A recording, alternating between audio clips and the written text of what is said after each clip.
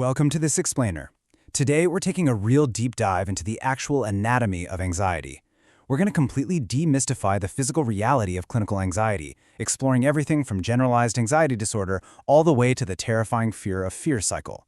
I'm so excited to walk you through this material because honestly, once you understand how all this information connects, it totally changes how you view mental health. Let's get right into it. Think about this for a second. How often do you hear someone casually call a friend schizo, bipolar, or obsessive just because they like a clean room or change their mind?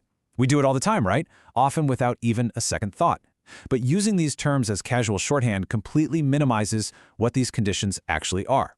We would never mock a physical illness like polio, yet society casually throws around mental health terms every single day.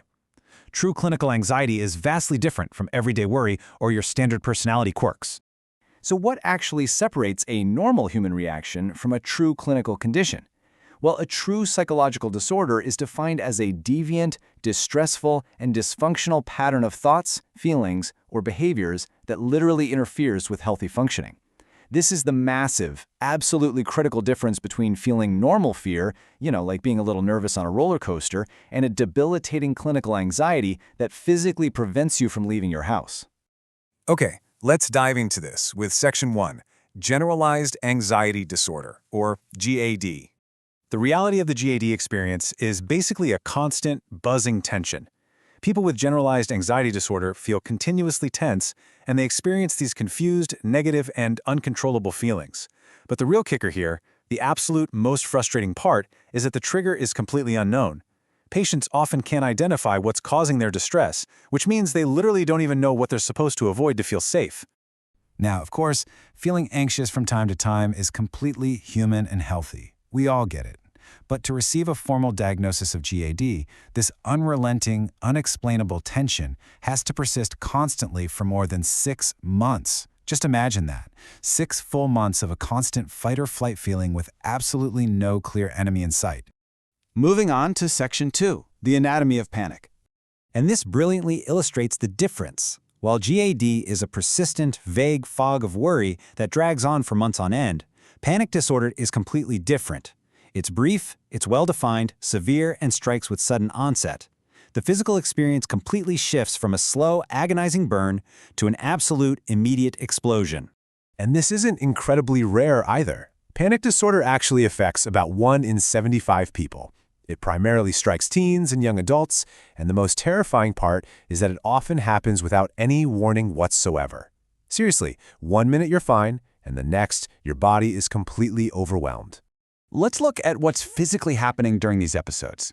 The symptoms are purely physical, intense fight-or-flight reactions. We're talking severe chest pain, strong racing heartbeats, and intense difficulty breathing. It perfectly mimics a life-threatening medical emergency. If you've ever had one or seen someone have one, you know exactly why they're called attacks. Your body is entirely convinced it's under immediate lethal threat. Because of those extreme physical symptoms, sufferers frequently report an overwhelming feeling that they're going crazy, or literally dying right then and there. This absolute psychological terror is exactly why these sudden attacks are so deeply horrifying and traumatic. It's an incredibly distressing event. Which brings us to Section 3, the fear of fear cycle. Let's walk through how this builds step by step. Imagine Step 1. You have a sudden, unpredictable panic attack on a crowded bus. It's utterly terrifying. This naturally leads right into Step 2, an intense terror of ever experiencing that attack again. Because the attack itself was so traumatic, your anxiety actually shifts from whatever the original unknown trigger was directly to the fear of the anxiety itself. And that brings us to Step 3, complete avoidance. You start completely avoiding crowded spaces or buses. A single attack has now snowballed into severe avoidance behaviors. Welcome to the realm of phobias. A phobia is clinically defined as a persistent, irrational fear of specific objects, activities, or situations. But the absolutely crucial point here is that it leads to avoidance behavior. It's not just simply disliking something like spiders or feeling uneasy on a plane. It's the drastic, life-altering actions we take to avoid the fear that officially makes it a clinical disorder. Let me share a fascinating anecdote of just how powerful this avoidance behavior can be. The Chesapeake Bay Bridge in Maryland is this incredibly long, high span of bridge.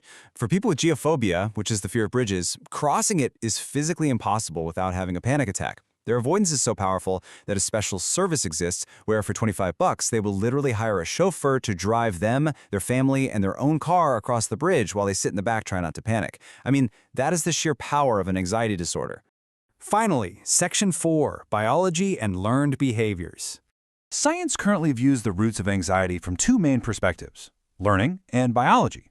On the left side here, the learning perspective argues we acquire anxiety from our environment through conditioning, reinforcement, and observational learning. On the right, the biological perspective points to our hardware, genetics, natural selection, and our actual brain chemistry. Breaking down the learning side first, this stems all the way back to behaviorist John B. Watson and his famous Little Albert experiment. By pairing a terrifying loud noise with a white rat, he conditioned a child to fear the rat. But more importantly, he proved that fear can generalize. The child soon feared all furry things, from rabbits to dogs. And here's the ultimate trap of reinforcement. When you run away from a feared object, your anxiety temporarily drops. That relief feels good in the moment, sure, but it fundamentally reinforces the phobia, making the fear permanently stronger the next time you face it.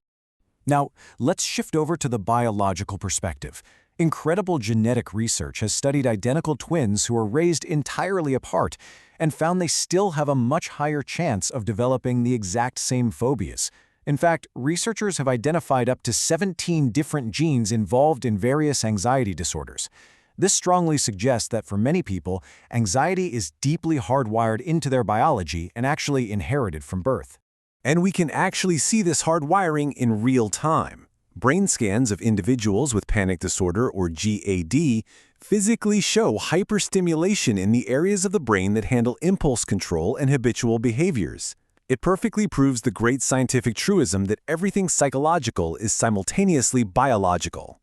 The brains of those dealing with severe anxiety are physically showing overactivity. Which leaves us with this final, profound thought to consider. If our brains evolved perfectly through natural selection to protect us from danger, why do they sometimes become our own worst enemies? Ultimately, anxiety is a survival mechanism that has misfired and turned against its host. Thank you so much for joining me for this explainer. I really hope this discussion helped clarify the complex physical and mental realities of clinical anxiety, and I hope it leaves you with a deep hunger to keep learning more about the fascinating inner workings of the human mind.